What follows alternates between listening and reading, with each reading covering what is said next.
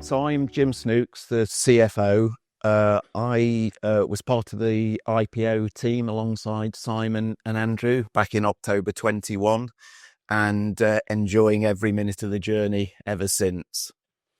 You look So younger there, though. absolutely, I had a bit more hair in those days.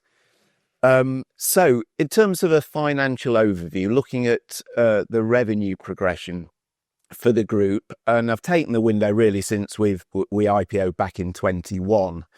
We had a revenue of 7.4 million back then, predominantly generated from the CEM division, to a 12 million revenue total at the end of November 24. So, we had a large growth from the end of 23 to the end of 24. It was really good year of progress. 24 as a 29% revenue growth from the 9.3 million that we did in financial year 23 to the 12 million that we did in 24. Really importantly is those scaling of the passive fire and agtech divisions that turned a corner in 24. The passive fire protection division was a new division to the company after acquisition of the injector fire barrier trade at the end of 23. And that generated a 1.8 million revenue contribution to the group in financial year 24. Within agtech, we'd acquired TomTech in September 23, and that generated an 800,000 contribution to the group. So what we're starting to see in 24 is a reshaping, a rebalancing of group revenues. And that is achieved both from an acquisitive point of view, but also an organic point of view, particularly within the CEM division that continues to grow, albeit on a smaller scale. So, contracts within passive fire, £2.7 million worth of contracts we won in 24, 1.8 delivered in 24, leaving 1 million carryover before future conversions in the new financial year 25. In terms of agtech, we won a significant order sort of in September time for the division, 120,000. That's just been delivered. So that's just been converted to revenue in this first quarter. And as Craig very eloquently talked through, we've got a very extensive pipeline of opportunities that we're working very hard on converting in that division. Looking at gross margins, big improvement on margin delivery from the end of 23 to 24, a 56% improvement from a margin of 23%, a group margin of 23% in the prior year to 28% at the end of year end 24. And what's happening there is those two new divisions, or the passive fire new division and the agtech division, are delivering strong margins towards that, and it's shifting the balance upwards. And we foresee that continuing as those divisions scale against the steadier contract electronics manufacturing margins of typically 23%. So, really good year of progress in terms of revenue scale up, but really importantly, that gross margin delivery that is ever important, and that will push again as we move through 25. Looking at group EBITDA and overhead structure within the group, well, in year 23, we did realign the cost base, and we achieved an overhead reduction of about 29% during the course of that year. And in the first half of last year, despite those two acquisitions, we maintained that control, that strict control over overheads. So the gross profit margin is feeding down efficiently to the bottom line. And what that means is that we've got a lean and agile group overhead base. If we need to follow opportunities in any one division, we can do that on an agile basis. We've not got a tanker to have to turn. So, that continues to be, an important feature for us to keep those strict controls on our overhead base, but keep pushing the margins and the revenues upwards. So what we saw in the first half of 24 is we became EBITDA positive for the first time. And, those two acquisitions that took place at the end of the previous financial year really started to embed during that first half.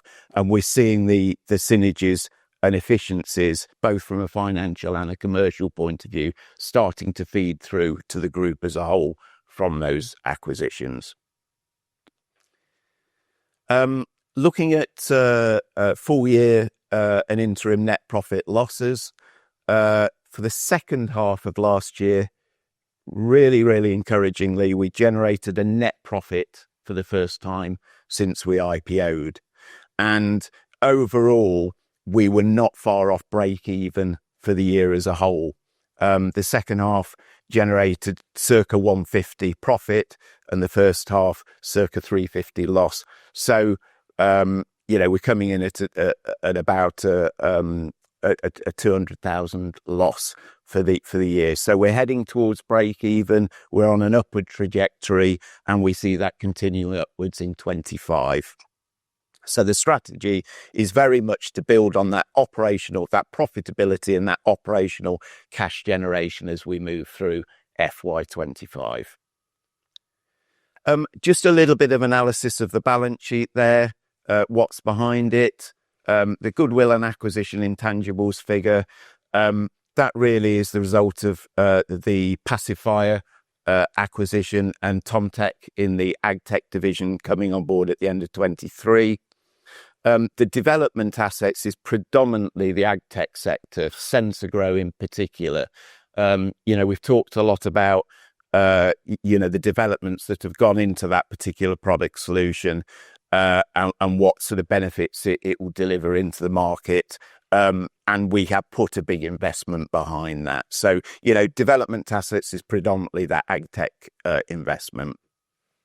In terms of non-current assets, that's the properties in the group. We've got the factory, the CEM factory up in Manchester, the plants and equipment used in that factory, and then the premises, the head office premises in Derbyshire, and then the Tomtech premises over in Lincolnshire. Current assets is really typical sort of trade debtors stock, which is predominantly the CEM division stock, and working capital. And then current liabilities, again, nothing particularly out the ordinary there. Trade creditors, short-term obligations under leases, and bank borrowings. And finally, longer-term non-current liabilities, similar. That's predominantly bank borrowings and HP. So that just gives a bit of a flavour of what is behind our balance sheet. This slide really demonstrates the two raises that we've done. The one at IPO, which generated net proceeds around 3.9 million back in October 21. And then the secondary fundraise that we did in April 23, almost 2 years ago, of just under 1.5 million. We feel strongly that we've used our equity funding efficiently. We've used it for the product development and putting ourselves into a position that we can springboard off the back of the 62% revenue growth that we've created over the 3 years since IPOing, and that move to profitability that we saw in the second half of last year, continuing that progress, and continuing, the investment in the AgTech products. We've got to get the SensorGrow to a stage of finalisation and into commercialisation, and that, there's lots of conversations on, the options that we've got there and the opportunities, which are, to quote Sean's phrase, massive. And finally, we've invested in the CEM division as well. We've automated their plant and machinery. We've invested in their systems, their control reporter billing systems, and we've seen efficiency and improved gross margin within that division as a result. Alongside those historic equity fundraisers, we have a very strong relationship with Close Brothers. We've been with them since October 2020, and the cash position, pleasingly, at the end of the year, including availability under funding facilities, was a 1.9 million total. So 1.2 million in cash and 0.7 in undrawn facilities.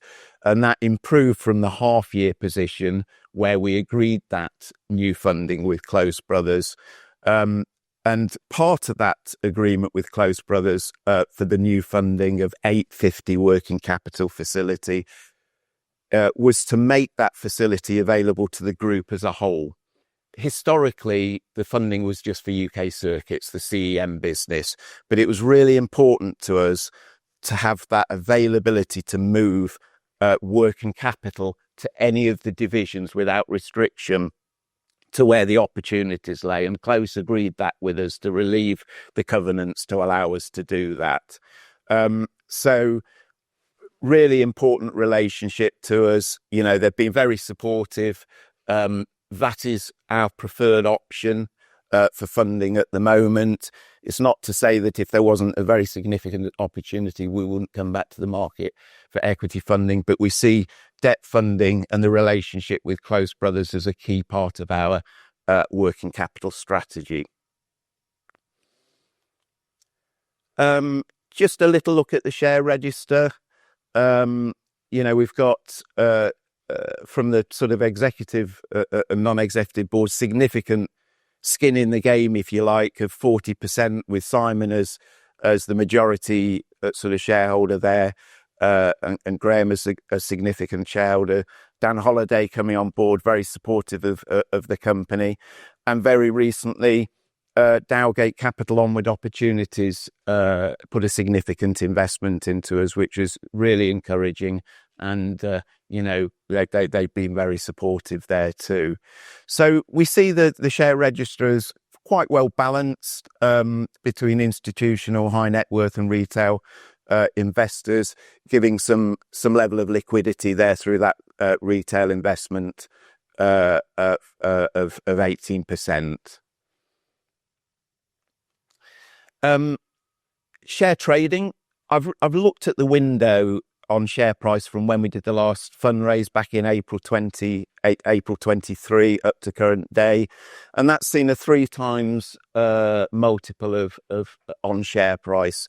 So it's very encouraging to be moving in the right direction. It's a tough market, but we've got big things to come, and we feel that the share price at the moment isn't valuing us properly, and when we deliver on what we say we've got, that will really start to escalate upwards. We put out 35 RNS last year, so we had a good news flow, that we intend to continue this year, keeping the market informed of what's happening within the group.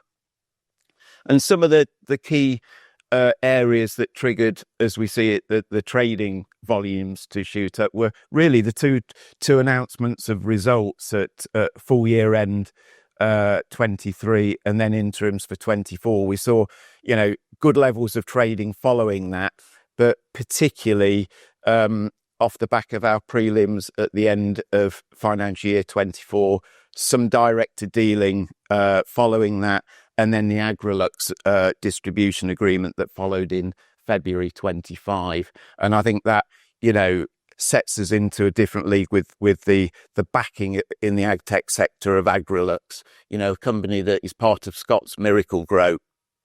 They're a significant name in the market, and with them behind us in a partnership, that's a really interesting proposition as we move forward.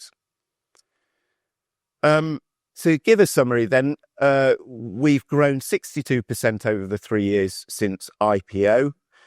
We brought in the pacifier division, which is delivering near to medium term scalable revenues at very, very strong margins.